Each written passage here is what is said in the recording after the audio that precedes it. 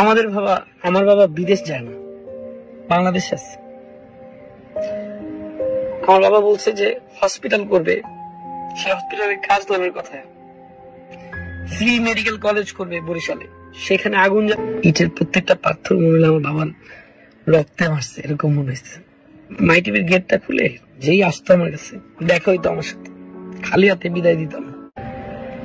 16 তারিখে আমি যখন পোস্ট গুলো দেখি, আমি বারবার পোস্ট দিই, উপর মহল থেকে এত পরিমাণ আমাকে প্রেসার দেওয়া হয়, আমি পোস্ট ডিলিট করি। এরপর আমার ফেসবুক রিপোর্ট করে বন্ধ করে দেওয়া হয়। এরপর আমি আবার ফেসবুকটা আনি। আমার 19 তারিখে ফ্লাইট ছিল ঢাকায়, ব্যাক করবো, রাস্তায় নামবো, সেদিন ফ্লাইট ক্যান্সেল হয়ে যায়। পরবর্তী বাংলাদেশে যখন সব শাটডাউন হয়ে যায়, শাটডাউন হওয়ার পরে বাংলাদেশে চলে আসি। আপনারা দেখবেন আমি অনেক পোস্ট যখন সব বন্ধ ছিল তখন আমি একাই পোস্ট করে গেছি। যখন কেউ পোস্ট দেয়নি বাংলাদেশ থেকে, তখন আমি একা পোস্ট করছি। অনেকেই দেখছে যারা প্রবাসীতে ছিল। বুঝেন, অসুবিধা নেই। আমি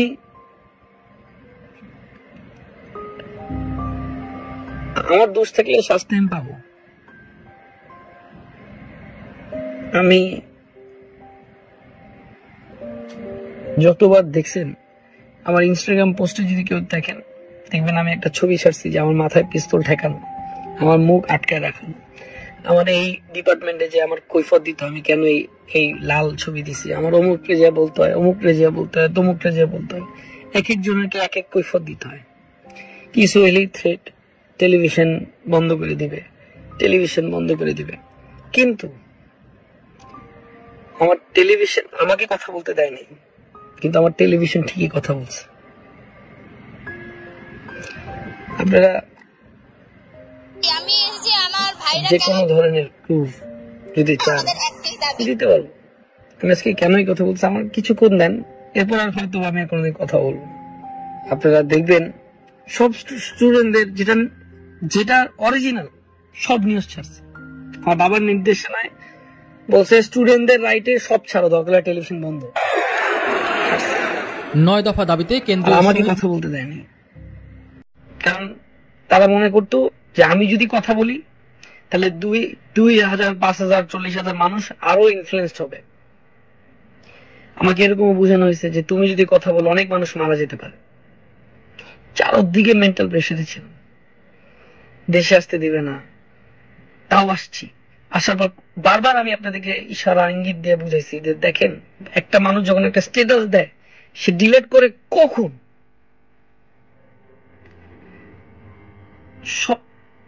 সবকিছু মেনে নিলাম আমি। জয় তো হলো আমাদের, তাই না? আমার বাবার কষ্টের তৈরি করা টেলিভিশনটাতে আপনারা যারা কিছু মানুষ, আমি জানি না এটা স্টুডেন্ট করতে পারে না, আমি বিশ্বাস করি না, কখনোই স্টুডেন্ট করতে পারে না। এটা আমার ভাইরা, আমার বোনরা এটা জীবনও করতে পারে না। এটা আমার বিশ্বাস করাতে পারবে না কেউ। কিভাবে ভাঙচুর করছে। আমার বাবা বিদেশ যায় না, বাংলাদেশ আছে। আমার বাবা বলছে যে হসপিটাল করবে, সে হসপিটালের কাজ ধরার কথা, ফ্রি মেডিকেল কলেজ করবে বরিশালে, সেখানে আগুন। বিশ্বাস করেন, আপনারা টিকটকে যাবেন, আপনারা ইউটিউবে যাবেন, আপনারা ফেসবুকে যাবেন, মাই টিভির প্রত্যেকটা পোস্ট দেখবেন, আমাদের টেলিভিশন ভাঙচুর করে শেষ করে দিয়েছে। নিচে 33টা গাড়ি আমাকে নিউজে সব ভেঙে ফেলছে। আমার বাবার গাড়ি ছিল, ওখানে একটা ভেঙে ফেলছে। আমাদের একটা মার্সিডিজ ছিল, সেটা ভেঙে ফেলছে।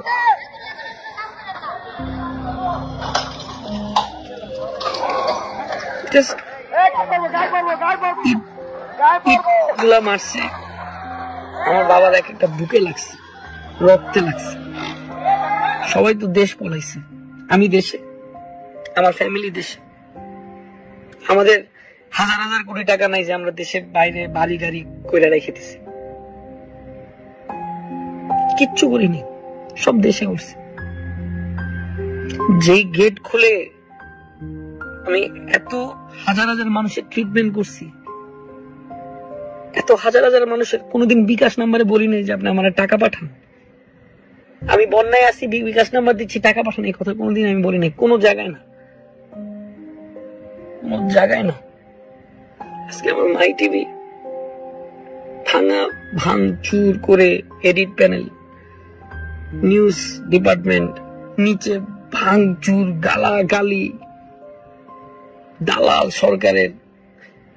আপনারা বলেন, যেখানে এত মানুষ একত্রিত হয়ে কথা বলতে যে কত লড়াই করতে হয়েছে, তাহলে আমি একটা মানুষ যে আমি এতবার ইনডাইরেক্টলি পোস্ট করছি, ডাইরেক্ট পোস্ট করছি, আমাদের ডিলিট করে তাদের কতটা প্রেসার করছে আমার ক্রিয়েট করতে পারে সেটা চিন্তা করে।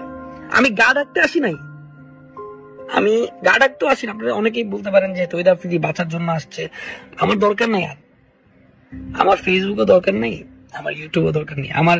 আপনারা আমাকে অনেক হেট করেন, আমি তো অপরাধী যে আমাকে প্রেশারাইজ রাখছে, কিন্তু আমার টেলিভিশন ঠিকই কাজ করে গেছে। আমি ইউটিউব সব জায়গা থেকে আমি চলে যাচ্ছি। একটা বার আমার টেলিভিশনটাতে দেখেন, রাত্রেবেলা আমার শো অফে 10 জন পিস্তল নিয়ে আসছে, আইসে গুলি ঠেকায় দে, শো অফের মাল আগুন জ্বালাই দিছে। আমাদের শো অফের কম্পিউটার, মাই টিভির যত এডিটিং কম্পিউটার যা আছে লুটপাট করে নিয়েছে। এটা কোনোদিন একটা স্টুডেন্ট করতে পারে না। 13 বছর আমি আপনাদের সাথে ছিলাম, আছি, থাকবো। আমি বারবার আপনাদেরকে, আমি কতবার যে কত ডিপার্টমেন্টের অফিসে গেছি সেটা আপনারা একদিন জানতে পারবেন। আমি আরো অনেক কথা আছে, আমি বলবো একদিন, আমি এগুলা এক একটা স্টোরি বলবো। আমার সাথে এই কয়দিন কি কি হয়েছে আপনারা জানেন না, সব বলবো। কিভাবে প্রেশারাইজড হয়েছি আমি, আমার সবকিছু ধ্বংস করে দিল। মাই টিভির গেটটা খুলে যেই আসতো আমার কাছে, দেখা হইতো আমার সাথে, খালি হাতে বিদায় দিতাম না। সেই গেটটি আজকে ভাইয়া পুরো মাই টিভিটারে ভাইয়া দিল।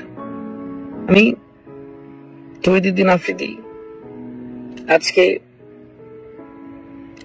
5:30 বাজে জানের হুমকি অনেক পেয়েছি, যাই না কারা দিচ্ছে, মেরে ফেলবে আমাকে। ইটের প্রত্যেকটা পাথর মনে হলো আমার বাবার রক্তে মারছে, এরকম মনে হয়েছে। আমি ভাবছি যে আমি বললে বুঝবেন আপনারা। আমি ইনডাইরেক্টলি অনেক হিন্ট দিছি আপনাদেরকে। হঠাৎ করে একটা স্ট্যাটাস ডিলিট করা, হঠাৎ করে থাকা, এটার মধ্যে কারণ কি?